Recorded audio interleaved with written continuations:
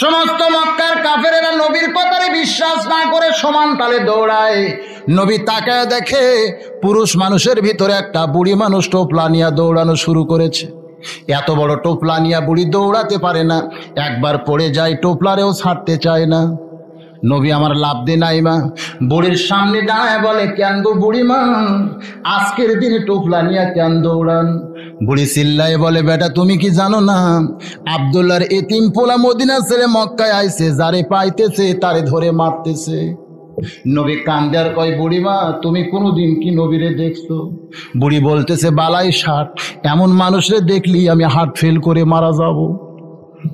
আল্লাহ নবী বলে, বুড়িমা টোপলাখানা টানতে পারতেছো না, আমি যদি তোমার টোপলা নিয়ে যেখানে যাবার চাও পৌঁছা দিই, তুমি কি রাজি আছো?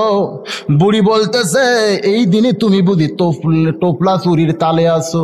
জোরে কর নাউজুবিল্লাহ। চোরের মন পুলিশ পুলিশ, চোরের মন কি আসলে পুলিশ পুলিশ না রে আব্রা? এখন বর্তমানে কি বলা লাগবে, চোরের মন। তুমি যদি টোপলা চুরির তালে আছো, নবী বলতেছে, বুড়িমা ঠিক আছে, আমি যদি টোপলাটা মাথায় রেখে আর আমার হাতটা যদি তোমারে ধরতে দেই, তুমি কি রাজি? বুড়ি খুশি হইয়া কয়, তাহলে কুলিও পাইলাম লাঠিও পাইলাম, তুমি আমার কুলি হইছ আবার লাঠি হবার চাও, আমার কোনো আপত্তি নাই। নবীর এক হাত বুড়িমা ধরেছে, নবী বুড়ির টোপলা মাথায় নিয়ে পাহাড়ের দিকে হাঁটতেছে। পাহাড়ের কিনারায় এসে একটা গুহা পাইয়া বুড়ি বলতেছে, বাবা আমার এলাকার সব মানুষ এই পাহাড়ের গুহায় লুকাইছে, আমি তো এখানেই থাকতে চাই, তুমি টোপলা নিয়ে আমার মধ্যে থাকতে চাও, আমার কোনো আপত্তি নাই। আল্লাহ নবী বলে, বুড়িমা আপনার টোপলা আপনি নিয়ে আমারে বিদায় দেন, আমি আপনার কাছে জানতে চাই এই মুহূর্তে আপনার কি কোনো সন্তানাদি নাই? আপনারে বাদ দিয়া তারা কোথায় লুকাইছে? বুড়ি কান্দে আর বলে, বেটা আজকের দিনে কোনো সন্তান তার মা রে বাপরে চিনে না। কোন মায়ের সন্তান তুমি? আমার টোপলা বহায়া এই পাহাড়ের গুহায় পৌঁছা দিলে তোমার পরিচয় জানতে চাই। নবী বললেন, পরিচয় জানার কোনো দরকার নাই, কারণ পরিচয় যায় না বুড়ি যদি হার্ট ফেল করে মারা যায়। নবী পরিচয় না দিলে বুড়ি চিৎকার দেয়। ভালো মানুষ যদি দেখতে চাও একটাবার মাথা বের করে দেখে নাও। অসংখ্য মাথা পাহাড়ের গুহা থেকে বের করে দেখে, যার ভয়ে পাহাড়ের গুহায় লুকাইছি সেই মানুষটিরে ধরে আনছে বুড়িটা। বুড়িমা আর বাঁচতে পারলাম না, ওই মানুষটি আব্দুল্লাহর এতিম পোলা, যার ভয়ে লুকাইছি। বুড়ি কান্দের কয়, না রে না, এই মানুষ কোনোদিন মানুষে মারতে পারে না, আমার উদরের সন্তান আমার কথা মনে করে নাই, সাইডা লুকাইছে। এই মানুষটা আমার টোপলা কুলি হইয়া লাঠি হইয়া বহায়া দিছে। সত্যই যদি আব্দুল্লাহর এতিম পোলা হয়, আয় আয় তোরা বের হয়ে আয়, এই মানুষটি হলে রহমাতুল্লিল আলামিন। বাজান রে, নবী আমার রহমাতুল্লিল আলামিন ডাক দে বলে, রে তালহা তোমার বাড়ির দরজায় আমি দাঁড়িয়ে আছি, তোমাকে ডাকতেছি, লব্বাইক লব্বাইক বলো। কেন বাড়ি খুলে এত দেরি করে বের হলে? ওমর ফারুক বলে, হুজুর আমারও একটা দাবি আছে। এই তালহার ছোট বাচ্চাকে দড়ি নিয়ে গোজার সঙ্গে বেঁধে রাখছে। নবী আমার কান্না শুরু করে বললেন, এই তালহা, 1 নম্বর ফজরের নামাজের সালাম ফিরে বাড়ির দিকে কেন দৌড়াও? 2 নম্বর দরজায় এত ডাকার পরে কেন দরজা খুললে? 3 নম্বর তোমার সন্তানকে রশি দিয়া কেন বেঁধে রাখছো?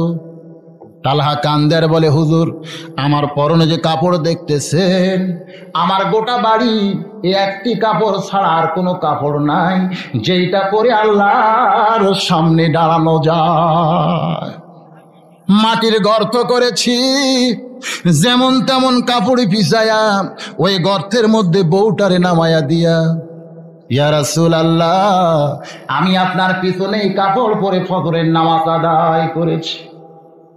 নামাজ আদায় করার পরে আপনার পবিত্র মুখের ওয়াজ শোনা আর আপনার সঙ্গে যদি মোনাজাত করতে চাই, তাহলে পূর্ব দিকে সূর্য উদয় হয়ে আমার বিবিটার ফজরের নামাজ কাজা হয়ে যায়। ইয়া রাসূলুল্লাহ মনের মধ্যে বড় আশা থাকার পরেও আমার বিবির নামাজটা কাজা না করার জন্য তড়িঘড়ি করে মসজিদ থেকে বাড়িতে আইসা আমার বিবির কাপড়খানা দিয়ে আমি গর্তের মধ্যে যেমন তেমন কাপড় পরে নাইমা পড়ছি। আমার বিবিটা কাপড় পরে ফজরের নামাজ আদায় করে যখন দুইখানা হাত তুলে আল্লাহর কাছে কাঁদতেছে, আপনি তখন তালহা তালহা বলে দরজায় ডাকতেছে। আপনার ডাকটা শুনে উলঙ্গ হয়ে আপনার সামনে আসতেও আমার লজ্জা হয়। আমার বিবিটা আল্লাহর কাছে দুই হাত তুলে কাঁদতেছে, তারেও সেখান থেকে টাইনা গর্তে নামাতে আমার বড় ভয় হয়। আমার বিবিটার নামাজ শেষ হয়ে গেলে এক কানে গর্তে নামায় দেওয়ার পরনের কাপড় আমি পরে আপনার সামনে দাঁড়াইছি। আমার একমাত্র সন্তান আমার বাড়ির দরজায় যে গাছটা দেখতেছেন, এই গাছটা হলো ইহুদির গাছ। কয়েকদিন হলে গাছের খেজুরে পাক ধরেছে, সারা রাত টস টস করে পাকা খেজুর গাছের গোড়ায় পড়বে। আমি যখন ফজরের নামাজ পড়তে যাই, আমার এই ছোট বাচ্চাটা চেতন পাইয়া বের হইয়া যদি ইহুদির গাছের খেজুর খায়, আমার বড় ভয় হয়। আমি মুসলমান, আমার সন্তান ইহুদির গাছের খেজুর কেমনে খায়? এই ভয় হওয়ার কারণে ঘুমন্ত সন্তানকে ঘুম থেকে উঠায় রশি দিয়ে ওই গোজের সঙ্গে বেঁধে রাখছি। আমার সন্তানকে এখন পর্যন্ত রশি খোলার সুযোগ পাই নাই। আপনার সামনে দাঁড়ায় গেছি, এই মুহূর্তে আমি দড়িটা খুলতে চাই। নবী বলেন, তালহারে তোমার ছেলে রশি তোমারে খোলা লাগবে না, আমি নবী নিজ হাতে খুলতে চাই। সাহাবীদের নিয়ে নবী আমার তালহার বাচ্চার কাছে দাঁড়ায়, তাকায় দেখে দড়ি দিয়া যেগুলো জায়গায় বাঁধছে, টানা হেঁচা করার কারণে প্রত্যেকটা জায়গা ছেলে ছেলে রক্ত বের হয়ে গেছে। নবী কান্দের কয়, তালহার মাসুম বাচ্চা, শোন রে বাবা শোন, তোর বাবা দড়ি লাগাইয়া ইহুদির গাছের খেজুর থেকে তোরে শুধু হেফাজত করেনি, তোর জন্য জাহান্নামের আগুন হারাম করেছে। সাইদ ইবনে আমের বলে, আমিরুল মুমিনিন, এই একটি মাত্র কাপড় ছাড়া এই দুনিয়ায় আমার এমন কোনো কাপড় নাই যেইটা পরে আমি কার্যালয়ে আসতে পারি। আমি মাসে একদিন বাজার করি। কি করি? এই কাপড়টা পরে আমি বাজারে যাই, বাজার করে তড়িঘড়ি আমি বাড়িতে চলে আসি। মনে করবেন না যে বাজারে গিয়ে আমি ঘন্টার পর ঘন্টা দেরি করি, কারণ আল্লাহর নবী বলেছেন, মুসলমানের জন্য সব চাইতে দামি জায়গা হলো আল্লাহর ঘর, আর সব চাইতে খারাপ জায়গা হলো হাট বাজার। সব চাইতে দামি জায়গা কি, আর সব চাইতে খারাপ জায়গা? আপনাদের কোন জায়গায় ভালো লাগে, মসজিদ না হাট বাজার? হাটের মধ্যে ঘন্টার পর ঘন্টা থাকে, কোনো মুসল্লির বিরক্ত হয় না, আর জুমার দিনে মসজিদে 8 ঘন্টাও মুসল্লি থাকবার চায় না। আমি কি ভুল বললাম ভাই? এরকম মুসল্লি আছে না নাই? এরকম বহু মুসল্লি আছে, জুমার দিনে দেখবেন মসজিদে যদিও যায় কিন্তু আর বসারও সাইজ নাই, সমানে বসে খালি ট্যাংরা মারতেছে। আছে না নাই? আরে বাজান, সাইদ ইবনে আমের বলেন, তড়িঘড়ি করে বাজার করে আমি বাড়িতে চলে আসি। আমার বিবির যতগুলো কাপড় আছে, আমার বিবি লুলা পঙ্গু হওয়ার কারণে তার কাপড়গুলো আমারই খাঁচতে হয়, আমার বাচ্চাদের কাপড়গুলো আমারে খাঁচতে হয়। আমার পরনের এই মোটা কাপড়, তখনকার যুগে কি টরি কাপড় ছিল? এরকম ভালো ভালো দামি কাপড় ছিল নাকি? শর্টের চাইতেও মোটা, এই মোটা কাপড়টা আমারে খাঁচতে হয়। এই কাপড়টা বাকি দিনে শুকায় না, এই ভিজা কাপড়টা পরে আমি কার্যালয়ে আসতে সাহসও পাই না। এই কারণে আমার মাসে একদিন মিস হয়ে যায়, আমি ইচ্ছা করে কোনোদিন মিস করি না। ইয়ামিনের জনগণ কান্দে, খলিফা হযরত ওমর কাঁদতেছে, চিল্লায় বলে, রে সাইদ ইবনে আমের, তোমার বিরুদ্ধে 3 নম্বর অভিযোগ হলো, মাঝে মধ্যে কার্যালয়ে তুমি বেহুশ হয়ে যাও, তোমার কি মির্কি ব্যারাম আছে আমি জানতে চাই। সাইদ ইবনে আমের বলেন, ইয়া আমিরুল মুমিনিন, আমার ভিতরে কোনো রোগ নাই। আমি যখন কাফের ছিলাম তখন নিজের চোখে দেখেছি মুসলমানের একজন কোরআনের হাফেজকে মক্কার কাফেরেরা চিটারি করে মদিনা থেকে ধরে আনছে। কি করে? খুব খেয়াল করে শোনা লাগবে, চিটারি করে। ভাইজান, তখন মক্কার নেতা ছিল আবু সুফিয়ান। মক্কার নেতাকে বদরের যুদ্ধে মুসলমানের বিজয় হলে কাফেরদের নেতৃত্ব দিছিল আবু সুফিয়ান। আবু সুফিয়ান একদিন মক্কার যুবকদেরকে কাছে ডাইকে বলল, তোমরা কি জানো আব্দুল্লাহর এতিম পোলা মদিনায় গিয়ে বসে নাই? দিন দিন ইসলামের পতাকার নিচে অসংখ্য মানুষ একত্র হচ্ছে। কোন সুবহানাল্লাহ। এভাবে চলতে থাকলে আমাদের নেতৃত্ব শেষ হয়ে যাবে। তো মুসলমানের নেতৃত্ব শূন্য করতে গেলে ওদের কাছ থেকে কোরআন কায়দা নিতে হবে। কি কায়দা নিতে হবে? এটা বলেছে আবু সুফিয়ান। কোরআনকে কায়দা নেওয়ার একটা বুদ্ধি হলো, তখনকার যুগে এরকম কোরআন ছিল? তখনকার যুগে কোরআন ছিল কোরআনের হাফেজ। এই হাফেজগুলোকে শেষ করা লাগবে। যুবকেরা, মক্কার কাফের যুবকেরা বলতেছে, নেতাজি কোরআনের হাফেজকে শেষ করার বুদ্ধিটা কি? বলে বুদ্ধিটা হলো এই, তোমাদের ভিতরে কয়েকজনকে মুসলমান সাজতে হবে। খুব খেয়াল করে শুনবেন, মুসলমান সাজতে হবে। কাফেরদের বলতেছে, তোমরা মুসলমান সাইজা মদিনায় চলে যাও। মুসলমান হওয়া আর মুসলমান সাজা দুইটা কি এক জিনিস?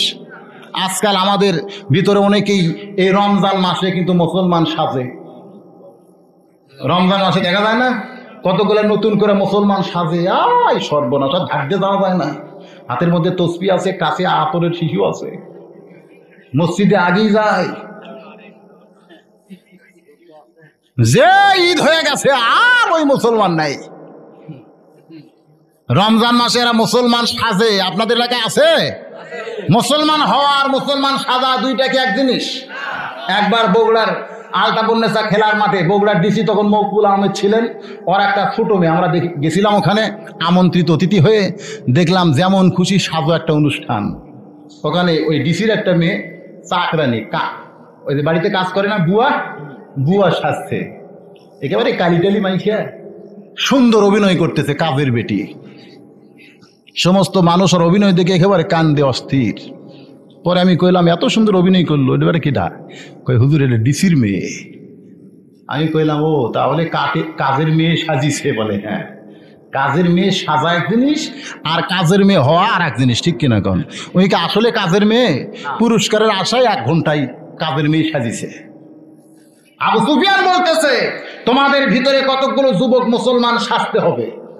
মাথায় টুপি পরো, মুখে দাড়ি করো, মুসলমানের সাইজ নিয়ে জুব্বা ধরো, তারপরে মদিনায় চলে যাও। মদিনায় আব্দুল্লাহর এতিম পোলার কাছে গিয়া তোমাদের বলতে হবে, আমাদের মতো বহু মুসলমান মক্কায় আছে, তারা কোরআন শরীফ পড়তে চায়, কিন্তু কোরআন শিক্ষা দেওয়ার মতন একটা মুসলমানও মক্কার নাই। হুজুর, আপনার কাছে কিছু কোরআনের হাফেজ চাই, মেহেরবানি করে হাফেজ যদি আমাদের দেন, আমরা সসম্মানে মক্কায় নিয়ে গিয়া তাদের কাছে কোরআন শরীফ শিখতে চাই। এরকম চিটিং করে কয়টা হাফেজ নিয়ে আসো, এবার আনার পরে আমরা শেষ করে দিব। কত বড় সিটারি দেখছেন? এই সিটারি বর্তমানে পৃথিবীতে আছে না নাই? আজকে দেখেন সিটারির সাইজটা কেমন, আমি বুঝাই দিলে আপনারা বুঝবেন। একদম বাকদম ঘোড়াডম সাজে, ঢাক ঢোলক ঝাঁঝর বাজে। এরকম কোনো বিদ্যালয় শিক্ষালয় আপনারা মাটির দেখছেন? ভাই খেয়াল করেন, মাটির দেখছেন? বিল্ডিং 2 তলা 3 তলা পাকা আছে না? নাই। ওই বিদ্যালয়ে যারা চাকরি করে প্রাইমারিতে, তাদের বেতন আছে না নাই? 2 ঈদে বোনাস পায় কি পায় না? আর যারা কোরআন শরীফ শিক্ষা দেয়, তাদের কোনো বোনাস আছে রে ভাই? আমাদের এলাকার এক হাফেজ সাহেব ঈদের মধ্যে বাড়িতে যায়নি। আমি কইলাম, হুজুর আপনার বাড়ি? এই বাড়ি তো সিংড়াই। তো ঈদের দিনে আপনি সোলফল না? একা আছে হুজুর, কিন্তু ঈদের মাঠে আদায় করার জন্য যাওয়া হলো না। হাফেজ সাহেব ঈদের দিনে ঈদের মাঠে টেকা আদায়ের জন্য সোলফলের সঙ্গে ঈদ করতে পারলো না। আর যারা প্রাইমারিতে পড়ে, শিক্ষা দেয়, ওই সমস্ত মাস্টারেরা সোলফল নিয়ে ঈদ করছে কি করে নাই? আর হাফেজ সাহেব ঈদুল আজহার দিনে যেখানে কুরবানি জবাই হয়, হুজুর ঘুরতেছে। খবর কি হুজুর? সামনার পয়সা আদায়ের জন্য আসছি হুজুর। হাই হাই হাই হাই, সমস্ত মানুষেরা বাড়িতে ঈদ করতেছে, বলছেন নিয়ে আপনার খবর? আমাদের সেই সুযোগ নাই।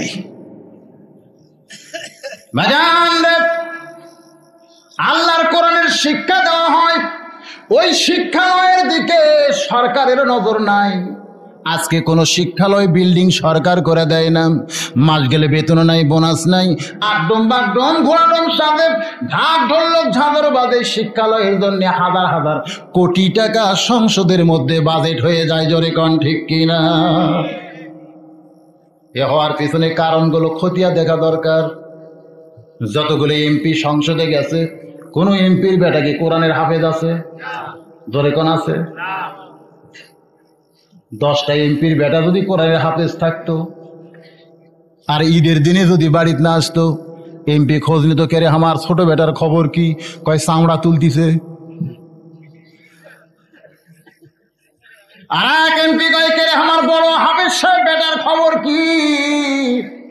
কয় ঈদের দিনে ফেতরা আদায় করতেছে।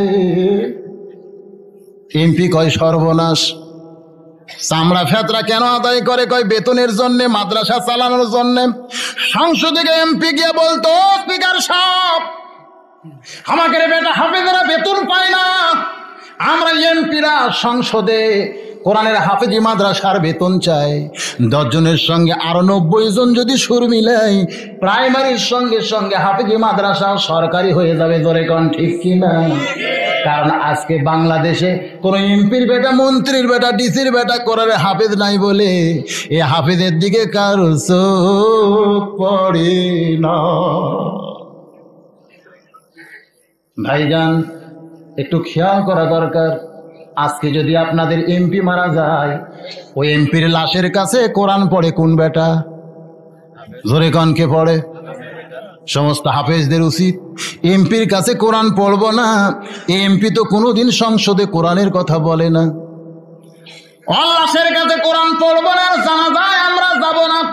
একটা এমপির দেহ মৌলবি ছাড়া, জানাজা ছাড়া, দোয়া ছাড়া যদি দাপন হয়, এই বাংলাদেশে মৌলবীর কথা এমপি মন্ত্রী বলবে কি বলবে না বলেন?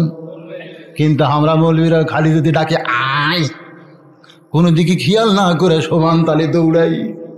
এই জন্য আমাদের এলাকায় একটা কথা আছে, হুজুররা জোরে হাঁটলে সবাই কয় দাওয়াত পাচ্ছে, আর আস্তে হাঁটলে কয় কত পায় খাওয়া খাচ্ছে।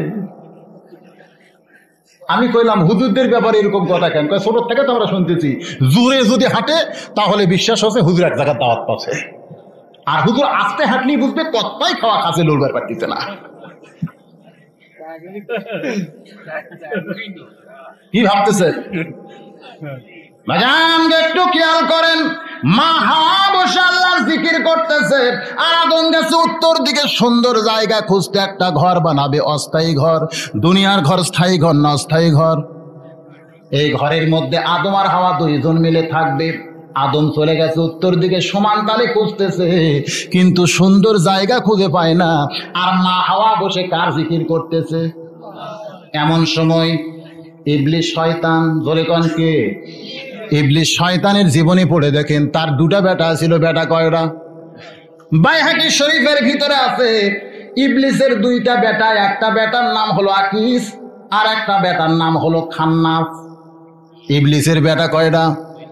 পরিবার পরিকল্পনা করছে শয়তান। আরো জোরে কোন কে? শয়তানের ছোল কয়টা? আজকে হামাকের ছোল কয়টা? বুঝতেছেন না? নাম দিছে পরিবার পরিকল্পনা। 2টার বেশি 3টা লেওয়া যাবি না, একটা হলেই ভালো। একজন একটা লিছে, ছোলফল আবার পেটে আসতে পারে, এই জন্যই বউরে আবার, এর নাম কি কয়? পেট কাটার নাম কি? অপারেশন করে নিছে। কিছুদিন পর দেখা গেছে বেটাটা অ্যাক্সিডেন্টে মরছে। বাবু কান্দে, মাও কান্দে, শোল নাই। এক বেটা লিলু গেল কোথায়? কান্দার কেউ নেই। 2টা সন্তান, একটা থাকে ঢাকায়, আর একটা রাজশাহী লেখাপড়া করে। বাপ মা ঘরের ভিতরে ঘুষ ঘুষ করতেছে, ডানে ভাবে আব্বা খাওয়ার কেউ নাই। আমারে ডাক দিয়ে কয়, হুজুর 2টা ছোল, একটা ঢাকায় একটা রাজশাহী। আমি কইলাম ধারে ধরে কি কেউ নেই? কবে তোমাদের সওয়াল ফেরত আসবে? বলে লেখাপড়া শেষ হলে আসবে। আমি বললাম না, বইয়ের বুদ্ধি শুনে বাপ মার কাছে কোনোদিন আর আসবে না।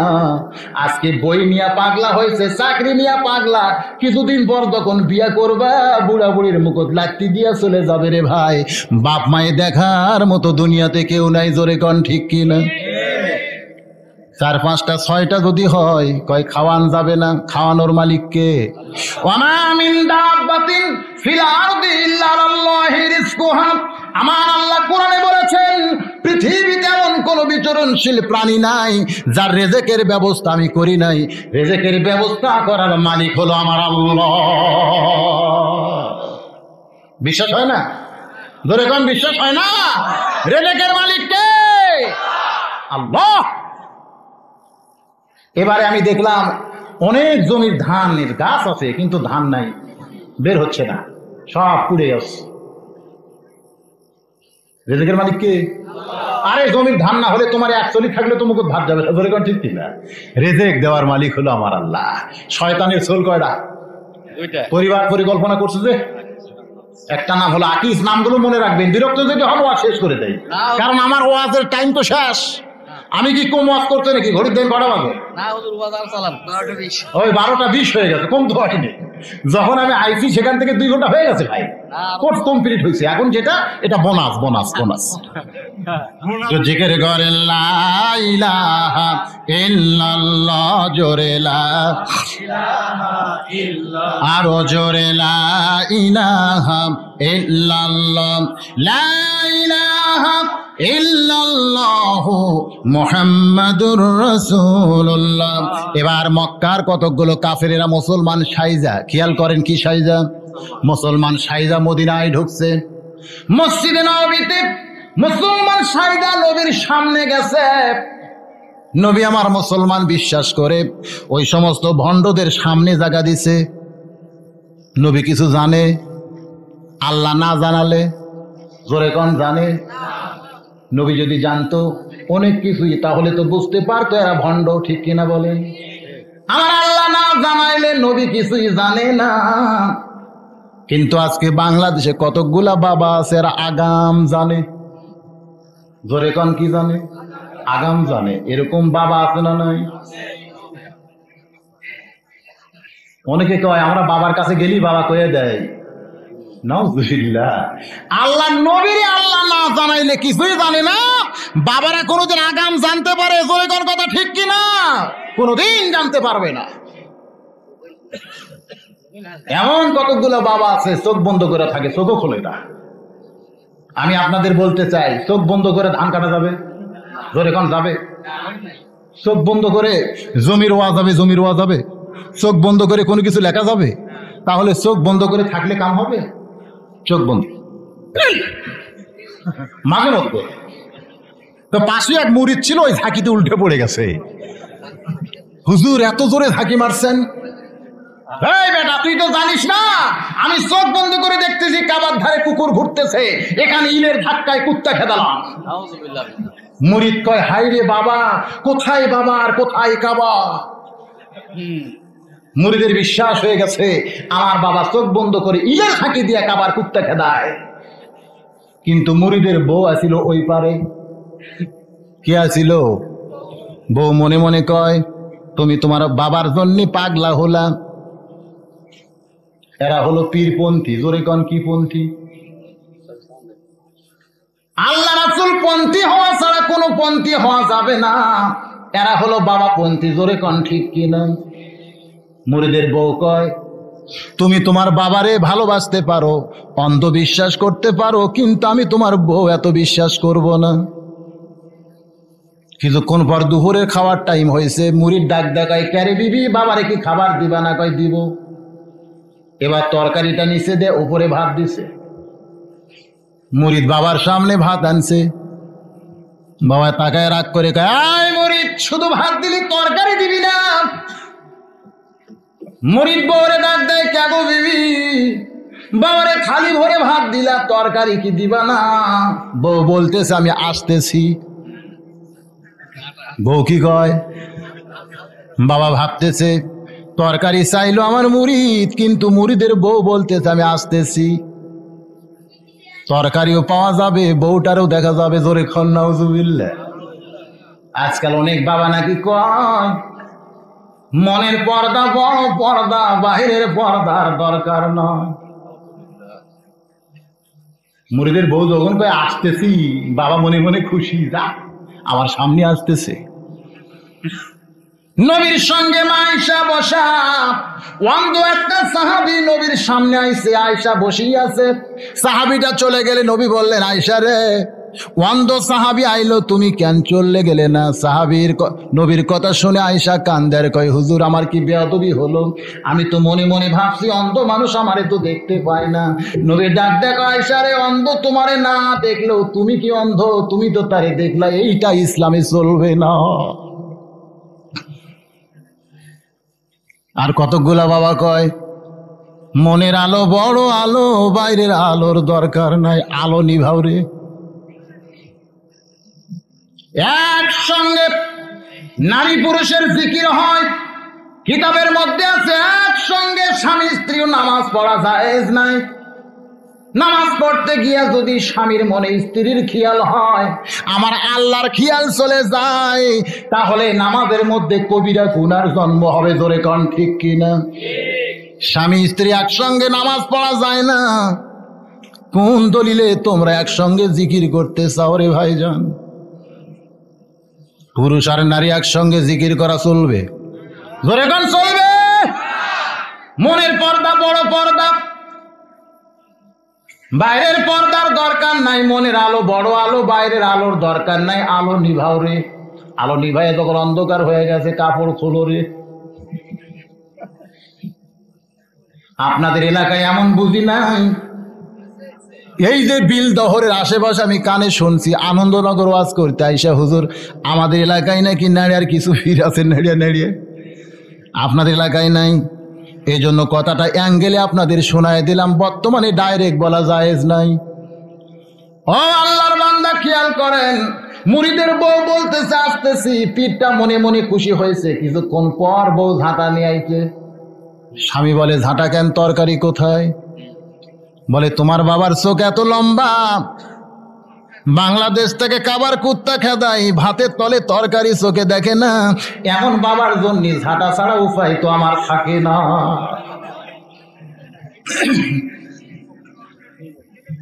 রে আল্লাহর বান্দারা, নবী আমারে না জানাইলে আল্লাহ কিছুই জানে না।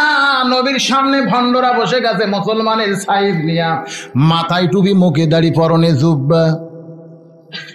কে গো তোমরা? ওয়াসিনা ওয়াসিনা মনে হয়, চোখের পানি নিয়ে অভিনয় করতেছে। হুজুর গো, আমরা হলাম মক্কার মুসলমান, বুকের মধ্যে বড় আশা, কোরআন শরীফ পড়তে চাই, কিন্তু মক্কায় আমাদেরকে কোরআন পড়ানোর মতো কোনো মানুষ নাই। আপনার কাছে কয়েকটা কোরআনের হাফেজ চাই। আপনি যদি কোরআনের হাফেজ আমাদের দেন, তাহলে আমরা সঙ্গে করে মক্কায় যায় কোরআন পড়া শিখতে চাই।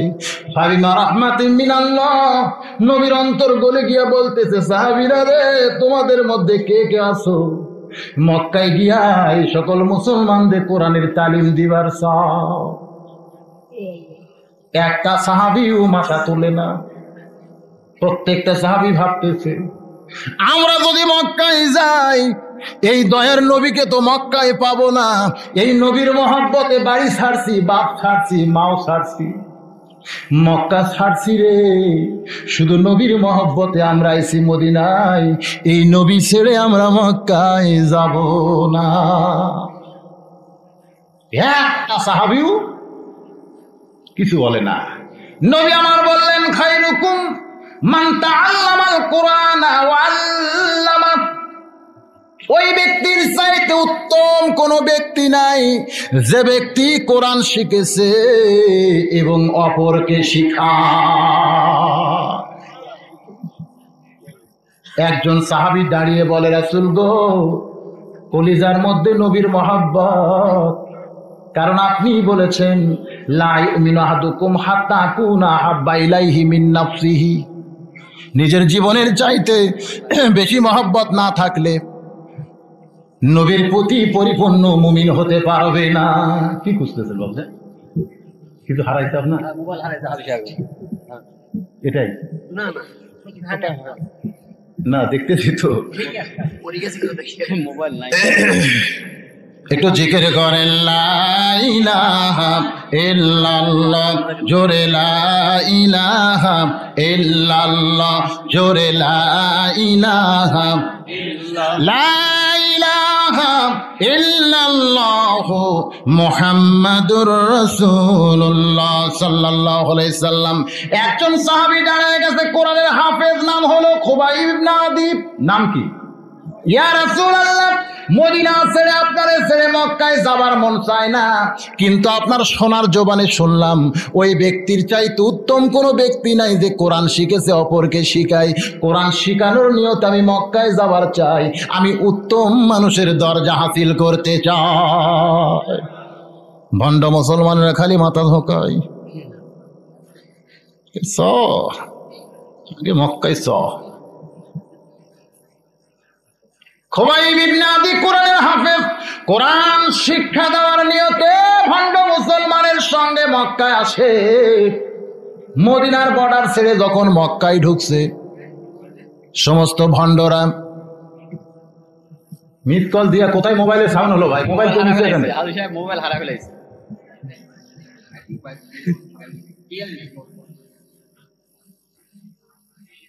বলে দেন, যেটা আসল বলে দেন, মনের মধ্যে ধোকসুক চলে যায়। যাক আলহামদুলিল্লাহ আছে ভাই। আসলে উনি আমাকে খুব মহব্বত করেন তো, হ্যাঁ, আব্বাজান বলে ডাকেন। মোবাইল হারানোর কথা শুনে আমি ওয়াজের লাইন কাটা হয়ে যাচ্ছে, আছে অসুবিধা ভাই। জান কি মন খারাপ হচ্ছে? আমি কিন্তু এখন বোনাসের উপরে আছি, বোনাসের উপরে। শেষ, সময় শেষ। আপনারা আছেন বলেই তো ওয়াজ করতেছি। জি, মহিলার তরফ থেকে আইছে, আরো 1 ঘন্টা করতে হবে।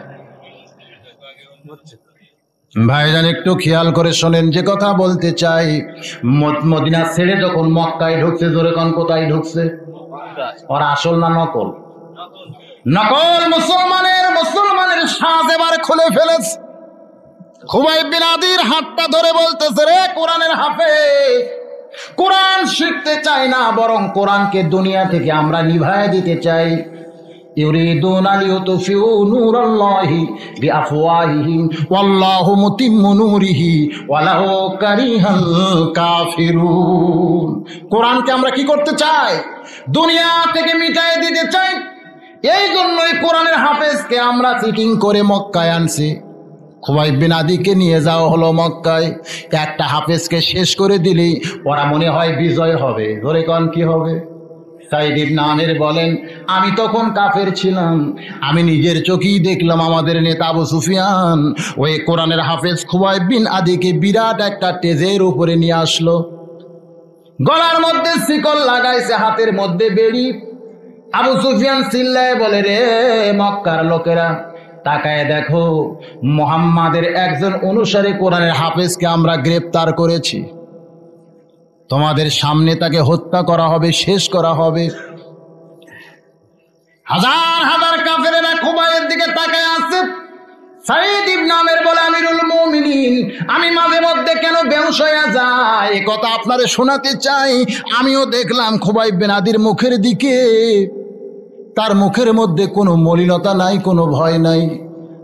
আবু সুফিয়ান চিৎকার দিয়া কয়, রে মুসলমান কোরআনের হাফেজ, তাকায় দেখো, তোমার সামনে হাজার হাজার তোমার শত্রু। আমি যদি হুকুম দেই, ওরা তোমাকে শেষ করে দিবে, তোমার আর বাঁচার বুদ্ধি থাকবে না। কোরআন থেকে খুবাইব চিৎকার দিয়া তেলাওয়াত করে, ওয়ালা তাকুলু লিমান ইউকতালু ফি সাবিলিল্লাহি আমওয়াতুন বাল আহইয়াউ ওয়ালাকিন লা তাশউরুন। এ মক্কার কাফেররা, তোমরা মনে করেছো তোমরা খুবাইবকে হত্যা করে শেষ করে দিবে, কিন্তু আমার আল্লাহ বলেছে, আল্লাহওয়ালা, আল্লাহর পথের সৈনিককে কেউ যদি শেষ করে দেয়, সে কোনোদিন শেষ হয় না, বরং সে চিরজীবন লাভ করে। বলে সুবহানাল্লাহ। আবু সুফিয়ান চমকে উঠছে, এতগুলো আমাদের হাঙ্গ বাঙ্গ দেখে একটা হাফেজ ভয় করতেছে না, বরং আমাদেরকে স্তব্ধ করে দিচ্ছে কোরআন দিয়া। জোরে কোন সুবহানাল্লাহ। খুবাইব, এই মুহূর্তে তোমার কাছে আমাদের প্রস্তাব হলো, তুমি যদি বলো আব্দুল্লাহর পোলা নিফাত যাক, আব্দুল্লাহর পোলা দুনিয়া থেকে ধ্বংস হয়ে যাক, এই কথা যদি তুমি বলো, তাহলে আমাদের দলে তোমাকে নিয়ে নিব। খুবাইব বিন আদি চিৎকার দিয়া বলে, এ মক্কার মুশরিকেরা, কেউ যদি আমারে বলে নবীর পায়ে একটা কাঁটা ফুটছে, ওইটা আমার কলিজা ছারখার করে দিবে। আমার মুখটা নফির নিবাদ যাক কোনোদিন বলতে পারবো না। একজন আশিক রাসূল মুসলমান আল্লাহ রাসূলকে কত ভালোবাসে। বাজান রে সাইদ ইবনে আমের বলে, এবার আমাদের নেতা আবু সুফিয়ান বলল, খোবাইব, এই মুহূর্তে তোমাকে আমরা শেষ করে দিব। দুনিয়া থেকে বিদায় হওয়ার পূর্বে আমাদের কাছে যদি তোমার কিছু চাওয়া থাকে তাহলে বলো। আজকে বাংলাদেশে যখন ফাঁসি দেওয়া হয়, ফাঁসির আগে আসামিকে বলা হয়, তোমার মন যদি ভালো কিছু খাইতে চায় বলো, তোমার মনে যদি কোনো আশা থাকে তাহলে আমাদের শোনাও, এরকম বলা হয় কি হয় না? খোবাইব, এখনই শেষ করা হবে, মরার আগে যদি কিছু চাওয়ার থাকে তাহলে চাও। খোবাইব চিৎকার করে বলে, ইয়াকা নাবুদু ওয়া ইয়াকা নাস্তাইন। একজন আল্লাহর বান্দা ইবাদত করে যার, সে আল্লাহর কাছে সাহায্য চায়, অন্য কারো কাছে সাহায্য চাওয়ার অধিকার কোনো মুসলমানের নয়। সাইদ ইবনে আমের বলেন, আবু সুফিয়ান, এবার আমাদের নেতা বলেছে, রে মক্কার লোকেরা, এই কোরআনের হাফেজ খোবাইবের সমস্ত অঙ্গ প্রত্যঙ্গ আমি তোমাদের কাছে বিক্রি করলাম। কে হাত নিবা, কে পা নিবা, কে কান নিবা, কে খোবাইবের মাথাটা কিনবা? এক একজন কাফের এক একটা অঙ্গ প্রত্যঙ্গ কিনে নিছে। হাত যিনি কিনে নিছে মক্কার কাফের, আবু সুফিয়ান চিল্লায় বলে, তার হাতটা দেহ থেকে কেটে নিয়ে চলে যাও। বলার সঙ্গে সঙ্গে একজন কাফের ধারালো ছুরি নিয়ে টেজের দিকে আসতেছে। সাইদ ইবনে আমের বলেন, আমি যদিও কাফের, আমার দিলটা থরথর করে কাঁপতেছে। এটা কেমন মানবতা, এটা কেমন মানুষের চরিত্র? কাফের বেঈমান কোনোদিন মানুষের চরিত্র গ্রহণ করতে পারে না। যেমন আমেরিকার ডবল গো, জোরে কোন ঠিক কিনা? বাজান রে, ফিলিস্তিনের মুসলমানকে সমান তালে ইসরায়েলের কাফেরেরা মারতেছে, একটা দিনও আমেরিকা কোনো কথা বলে না। আর ইসরায়েলের একটা ইহুদি যদি মারা যায়, গোটা আমেরিকা গজে ওঠে, জোরে কোন ঠিক কিনা? রে আল্লাহর বান্দারা, কাফেরদের কলিজার মধ্যে কোনো দয়া নাই, মায়া নাই। আজকে আফগানিস্তানে হাজার হাজার তালেবান মরে যায়, আর ওরা বলে জঙ্গি মরতেছে। কি মরতেছে? মনে হয় এরা মানুষ না। একটাবারও বলে না তালেবানের আজকে আফগানিস্তানের মানুষ মরতেছে, একটাবারও বলে না। যতবার খবর দেয় ততবার বলে জঙ্গি মরতেছে, জোরে কোন ঠিক কিনা? আল্লাহর বান্দারা, আবু সুফিয়ান কাফেরদের নেতা, কোরআনের হাফেজের দেহের অঙ্গ প্রত্যঙ্গ বিক্রি করছে। একটা কাফের তরবারি নিয়ে হাতটা কাটতে আইছে। সাইদ ইবনে আমের বলেন, আমি চমকে উঠে দেখতেছি, সত্যই তা, এক আঘাতে খোবাইবের দেহ থেকে একটা হাত কাটা হলো। হাতটা খোবাইবের সামনে ফেলে দেওয়া হয়েছে। কোরআনের হাফিজের দিকে তাকায় আছি, মুখটা বিড়বিড় করে কি যেন পড়তেছে। আবু সুফিয়ান বলে, খোবাইব রে, এখনো তোমার দেহের একটা হাত, বাকি সব অঙ্গ প্রত্যঙ্গ তো ঠিক আছে। এখনো যদি বলো আব্দুল্লাহর পোলা নিপাত যাক, আর তোমার কোনো অঙ্গ প্রত্যঙ্গ কাটা হবে না, বরং তোমাকে চিকিৎসা করে সুস্থ করা হবে। খোবাইব বিন আদি চিৎকার দিয়ে বলে, রে মক্কার কাফেরেরা, আমার দেহ থেকে তোমরা হাত কাটছো, পাও কাটতে পারো, চোখ উপড়াইতে পারো, আমার দেহ থেকে কাল্লা কাইলা নিতে পারো, তবে তোমরা শুনে নাও, আমার সব অঙ্গ প্রত্যঙ্গ বিচ্ছিন্ন করলেও আমার ঈমান তোমরা বিচ্ছিন্ন করতে পারবা না। সমস্ত কাফের বেঈমানেরা রাগান্বিত হইয়া খোবাইবের সমস্ত অঙ্গ প্রত্যঙ্গ কাইটা ফেলছে। সাইদ ইবনে আমের বলেন, এই দুনিয়া থেকে খোবাইব যখন বিদায় নিয়ে চলে গেল, সমস্ত কাফেরেরা হাসতে হাসতে মাহফিল থেকে বাড়িতে চলে যায়, আমিও তাদের সঙ্গে বাড়িতে চলে আইলাম। কিন্তু রাতটা যখন গভীর হয়েছে, আমার চোখের মধ্যে কোনো ঘুম নাই। আমি চুপি চুপি সে জায়গায় চলে যাই। আমি যাইয়া দেখি সমস্ত অঙ্গ প্রত্যঙ্গ তখনও পড়ে আছে। আমার নিজের একটা গায়ের চাদর আমি মাটিতে বিছাইলাম। ওই চাদরের মধ্যে হাত, পা, মাথা, কান, চোখ সব একত্র করে একটা টোপলা বাঁধলাম। এ মক্কায় থাকবো না রে, যে মক্কায় একজন মানুষকে টুকরা টুকরা করা হয়। এ বাংলাদেশেও ঢাকার বুকে একটা মানুষকে মারার পরেও ৭০টা টুকরা করে ৭০ জায়গায় ফেলে দেয়, ধরে কোন ঠিক কিনা? যে দেশে টুকরা টুকরা মানুষকে করে কেউ আফসোস করে না মক্কায় থাকবো না, টোপলাটা গাঠুরি করে সাইদ ইবনে আমের বলে আমিরুল মুমিনিন, আমি যদিও কাফের, খুবাইব বিন আদি কোরআনের হাফেজের দেহখানা আমার চাদরের মধ্যে গোস্তের টোপলা করে আমি মদিনার দিকে রাস্তা নিলাম। মক্কা থেকে মদিনা হলো ২৫০ মাইল দূরে। কত মাইল? ৩৭০ কিলো মক্কা থেকে মদিনা, কয়েকদিনের রাস্তা। কিন্তু আল্লাহর নামে যখন পা বাড়ালাম, কে যেন আমার পায়ের নিচে হাত দিয়া মদিনার মসজিদ নববীর সামনে আমারে হাজির করে দিল। আমি যখন মসজিদ নববীর দরজায়, আল্লাহর নবী আস্তে করে উঠায়া দুইখানা হাত বাড়ায়া বলে, একজন জান্নাতে গেছে আর একজন জান্নাতে রাস্তায় পা বাড়াইছে। সমস্ত সাহাবীরা বলে, ইয়া রাসূলুল্লাহ, আমরা বুঝতে পারলাম না কে জান্নাতে গেল আর কে জান্নাতের দরজায় পা বাড়াইছে। নবী আমার বলে, সাহাবীরা, কোরআনকে শিক্ষা দেওয়ার নিয়তে কোরআনের হাফেজ মক্কায় গেল, আজকে সেই হাফেজটা সাইদ ইবনে আমের কান্দে গোস্তের টোপলা হয়েছিল।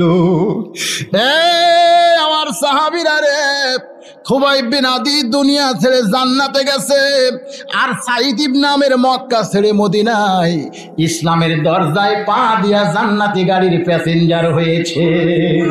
সাইদ ইবনে আমের বলেন, আমিরুল মুমিনিন কার্যালয়ে কাজ করতে করতে যখন খুবাইব বিন আদির ওই চিত্র আমার সামনে ভেসে ওঠে, আমি আর কোনো কাজ কাম করতে পারি না, আমি অস্থির হয়ে বেহুশ হইয়া যাই, আমার ভিতরে কোনো মিরকি ব্যারাম নাই। ইয়ামিনের সমস্ত জনগণ কান্দে। খলিফা ওমর কানতে কানতে বলে, রে ইয়ামিনের গভর্নর সাইদ ইবনে আমের, তোমার বিরুদ্ধে ৪ নম্বর অভিযোগ হলো, তুমি রাত্রিবেলা দরজা বন্ধ করে বাড়িতে ঢোকো, দরজায় ডাকাডাকি করলে তুমি নাকি দরজা খোলো না, অথচ আমি ওমর কোন রাত্রিবেলা ঘুমাই না, বরং সারা রাত মদিনার অলিগলিতে ঘুরি। সুবহানাল্লাহ। সাইদ ইবনে আমের, রাত্রিবেলা দরজা বন্ধ করে বাড়িতে ঢোকো, এদেশের কোন জনগণ দরজায় ডাকলে তুমি নাকি কথা বলো না, অথচ আমি ওমর কোন রাত্রিবেলা ঘুমাইছে। হযরত ওমর যখন মদিনার খলিফা একদিন গভীর রজনীতে রাস্তা দিয়ে যাচ্ছেন, যাওয়ার সময় দেখেন রাস্তার পাশে একটা তাঁবু খাটানো হয়েছে। তখন তো যেখানে সেখানে তাঁবু খাটানো হতো। গভীর রাত, ভিতরে কি জানো টিম টিম করে জ্বলতেছে। কাছে গিয়ে দেখে একটা মানুষ খালি ভোঁ ভোঁ করে সমানে ঘুরতেছে। ওমর ফারুক সালাম দিতে, আসসালামু আলাইকুম। ইয়া কি সালাম মারতিস? অনেক সময় সালাম দিলেও মানুষ রাগ করে না ভাই? সালাম মানে কি? আপনার উপরে আল্লাহর রহমত বর্ষিত হোক। সালাম মারতে শুনিয়া আমি যাচ্ছিলাম অমুক জায়গায়, আমার বউ ছিল আমার সাথে, আমার বউয়ের পেটে বাচ্চা আছে, প্রসব বেদনা উঠছে, তাঁবুর মধ্যে আমার বউ সমান্তলে কাঁদতেছে। আমি স্বামী হইয়া পাগলা হয়ে গেছি, করার কিছু নাই, কান্দা ছড়া বুদ্ধি নাই।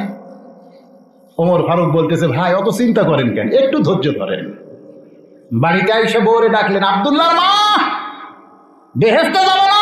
সুবহানাল্লাহ। বউরে কি কয়? আব্দুল্লাহর মা, বেহেশতে যাবো না? কি গো স্বামী, বেহেশত কি আপনার কাছে আছে নাকি? বলে, আসো, বেহেশতে যদি যাবার চাও তাহলে আসো। ওমর ফারুক নিজের বিবিকে গভীর রাতে হেজাবের অন্তরালে তাঁবুর মধ্যে ঢোকায় দিলেন। লোকটার সামনে দাঁড়ায় আছে, ভাইজান কোনো চিন্তা নাই। আধ ঘন্টা পরে ওমর ফারুকের বিবি তাঁবু থেকে মাথা বের করে বলতেছে, আমিরুল মুমিনিন, আপনার বন্ধুকে খবর দেন, সে কন্যা সন্তানের বাবা হইছে। লোকটা চমকে উঠছে, যেই কইছে আমিরুল মুমিনিন, আপনার ভাইকে খবর দেন, সে কি সন্তানের বাবা হইছে? কন্যা সন্তানের বাবা হইছে। লোকটা থরথর করে কাঁপে, সামনে দাঁড়ায় বলে, আমার বড় বেয়াদবি হইছে, আপনি হলেন মদিনার খলিফা, অর্ধ পৃথিবীর খলিফা গো, চিনতে পারি নাই। বিবির প্রসব বেদনায় অস্থির হয়েছিলাম, হুজুর গো আপনি আমারে মাফ করে দেন। বলে ভাই তোমার মাফ চাওয়ার কোনো দরকার নাই, আমি আর বিবি এখন সসম্মানে ফিরে যাই। ওমর ফারুক বলে সাইদ ইবনে আমের, রাত্রিবেলা আমি ঘুরি আর তুমি দরজা বন্ধ করে কেমনে আরামের ঘুম দাও? সাইদ ইবনে আমের বলে আমিরুল মুমিনিন, ওই আল্লাহর শপথ করে বলতেছি, আমার আল্লাহ বলেছেন আল্লাহু লা তাখুযুহু সিনাতুন ওয়ালা নাওম। কোরআনে আছে না নাই? আল্লাহ আমার ঘুমায় না, তন্দ্রাও যায় না। ওই আল্লাহর ভয় যার কলিজায়, তার চোখ দিয়া সব সময় দর দর করে পানি পড়ে। যে চোখ দিয়া সব সময় পানি পড়ে ওই চোখ কোনোদিন ঘুমায় না। 350 বছর আদম যখন রব্বানা যালামনা বলে কানছে, তাফসীরে কবিরের মধ্যে লেখা আছে একটা মুহূর্তের জন্য আদম ঘুমায়নি। 350 বছর ঘুম না পাইলে আমাদের আদি পিতা আদম যদি বাঁচতে পারে, একটা রাত ঘুম জায়গা কি বাঁচা যায় না? আমিরুল মুমিনিন, আমি ঘুমাই না, দিনের বেলা কার্যালয়ে কাজ করি। আমার বিবি বাচ্চার আশ ফারমাস শুনতে শুনতে আমার গোটা দিন চলে যায়। যদিও দিনের মধ্যে আমি ফজর, জোহর, আসর, মাগরিব পাই, কিন্তু এই নামাজের মধ্যে শুধু নামাজ আছে, কিন্তু আমার নামাজি নাই। সুবহানাল্লাহ বলেন। নামাজ আছে কিন্তু আমার নামাজি নাই। যেরকম আমরা বলি খালি নামাজ পড়ে কাম হবে, এ কথা বলি না ভাই? এই খালি নামাজ পড়ে কাম হবে, ঠিকই তো কইছি। খালি খালি নামাজের কাম না। খালি নামাজ বোঝেন না? একটা হলো ভরা নামাজ আর একটা হলো খালি নামাজ। আমার কথা বুঝতেছেন না? এ খালি বস্তার দাম আছে, খালি বস্তা। খালি খলির কোনো দাম আছে? খালি সিন্দুকের কোনো দাম আছে? সিন্দুক ভরা, বস্তা ভরা, খলি ভরা, তাহলে দাম আছে, ঠিক কিনা কোন? আমরা যে নামাজ পড়ি এই নামাজটা কি নামাজ? খালি নামাজ। হাদিসে আছে বিস্তারিত, হুজুরি কলব ব্যতীত করছিন কালেও নামাজ তোর হবে না। জোরে কোন সুবহানাল্লাহ। আরে হাদিস আছে বিস্তারিত, হুজুরি কলব ব্যতীত করছিন কালেও নামাজ তোর হবে না। তবে কেন গাও জোয়ারি, শুধু মানুষকে দেখাও নামাজ পড়ি। তবে কেন গাও জোয়ারি, শুধু মানুষকে দেখাও নামাজ পড়ি। ও তোমার সিদ্ধ বিদেশ ফসল ফলে না রে মুসল্লি, কেন তোমার অন্তরের চোখ করলা কানা? কয় আল্লাহ নামাজের জোরে ফায়ে সাকাত যাবে দূরে, পাক কোরআনে রয়ে আছে ঘোষণা। আছে না নাই? আল্লাহ কয় নামাজের জোরে ফায়ে সাকাত যাবে দূরে, পাক কোরআনে রয়ে আছে ঘোষণা। এখন আকাম কুকাম নামাজ রোজা একসাথে বান্দিয়া বোঝা, নামাজও পড়ে সুদ খায়, এরকম নামাজে আছে না নাই? একদিন নয়া দিগন্তের মধ্যে একটা কার্টুন লিখছে পেপারে, একজন চাকরা খুব ঘুষ খায়, বুঝলেন তো? রোজার দিন জোহরের নামাজের নিয়ত করছে, এমন সময় যে বেটা ঘুষ দিবে ও আইছে। তখন নামাজ পড়া শেষ, এখন তসবিহ তিলাওয়াত করতেছে। তো দেওয়ার কথা আছে 3000, কয় হাজার? তো এখন বলতেছে স্যার আমি আনছি তো। কত? মুখ খুলতেছে না, মুখ দিয়ে তসবিহ ঠিকই হচ্ছে ইশারায়। 3000, ওই ঘুষ 3000 দিয়ে যাও, কিন্তু তসবিহ ঠিক আছে। এখন আকাম কুকাম নামাজ রোজা একসাথে বান্ধিয়া বোঝা, এখন আকাম কুকাম নামাজ রোজা একসাথে বান্ধিয়া বোঝা। জাহান্নামে দিয়াছ রওয়ানা রে মুসল্লি, কেন তোমার অন্তরের চোখ করলা কানা? আমিরুল মুমিনিন, দিনের বেলায় নামাজ পড়ি কিন্তু নামাজি হতে পারি না। গভীর রজনীতে আমার কোনো কাম কাজ থাকে না। ওই আল্লাহরে খুশি করতে গিয়া আমি নামাজের মধ্যে দাঁড়িয়ে যাই।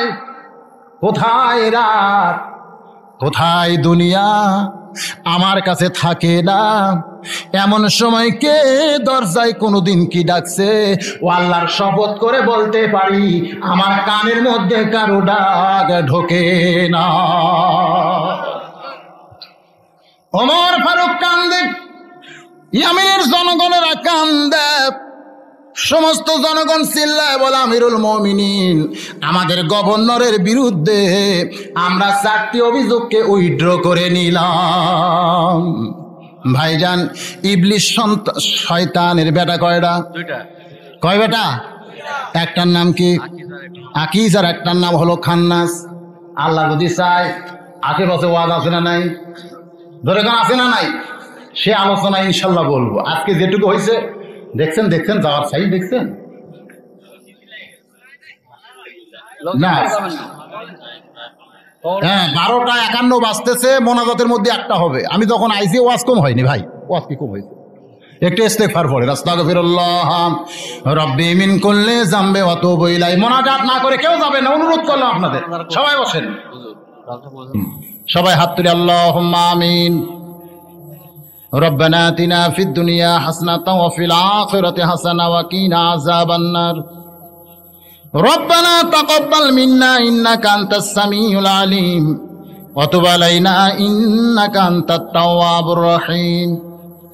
আয় আল্লাহ তাআলা, এত রাত পর্যন্ত জান্নাতের বাগান থেকে জান্নাতি মানুষদেরকে নিয়ে আমি গুনাহগার তোমার রহমতের দরজায় ফকির হয়ে দোকানে হাত তুলেছি। আল্লাহ, মেহেরবানি করে আজকের মাহফিলকে কবুল করে নাও। সন্ধ্যা থেকে রাত 1টা পর্যন্ত তোমার কোরআন হাদিসের আলোচনা করতে গিয়া মাঝে মধ্যে জিকির আজকার দোয়া দুরূদ পাঠ করা হয়েছে। আল্লাহ, এর মধ্যে যদি কোনো ত্রুটি হয়, ভুল হয়, মাফ করে দিও। যে হাদিয়া মঞ্জুর করো সোনার মদিনায় নবী পাকের রওজায় পৌঁছায়া দাও। ও দরদি আল্লাহ, এ গভীর রজনীতে তোমার রহমতের দরজায় ফকির হয়ে যারা আমরা হাত তুলেছি, আমাদের সবাইকে আশিকে রাসূল হিসাবে কবুল করে নাও আল্লাহ। হে আল্লাহ তাআলা, तमाम अंबियाए केराम, साहाबे केराम, ताबिने केराम, तबा ताबिने केराम, आउलियाए केराम, पीर मशाइख बुजुर्गाने केराम, तमाम पृथिवीर माटिर नीचे যত মুমিন মুমিনা শুয়ে আছে আল্লাহ সকলের আরওয়াহ পরে হাদিয়া পৌঁছে দাও। এই আল্লাহ তাআলা, আমরা যারা হাত তুলেছি আমাদের মধ্যে যাদের মা যাদের বাবা আজকে অন্ধকার কবরে চলে গেছে, মেহেরবানি করে বাপ মার কবরকে জান্নাতের টুকরা বানিয়ে দাও।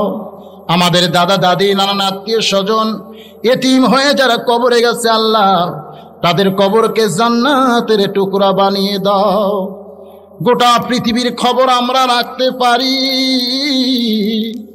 বাড়ির পাশে আমাদের আপনজন কবরে আছে, একটা বার তাদের খবর আমরা নিতে পারলাম না। ও দরদি আল্লাহ, কত মানুষের জানাজার নামাজ জীবনে পড়েছি রে, এই দুই হাতে কত কবরে আমরা মাটি দিয়েছি। একদিন আমরা সবাই মরে যাব গো আল্লাহ, আমরা কেউ থাকবো না দুনিয়ায়। একদিন মসজিদের খাটনি আমাদের বাড়ির আঙ্গিনায় চলে আসবে, বড়ই পাতার গরম পানি আমাদের দেহে ঢালবে, রঙিন কাপড় খসায়া সাদা কাপড়ের কাপড়ে মুড়াইয়া দিবে।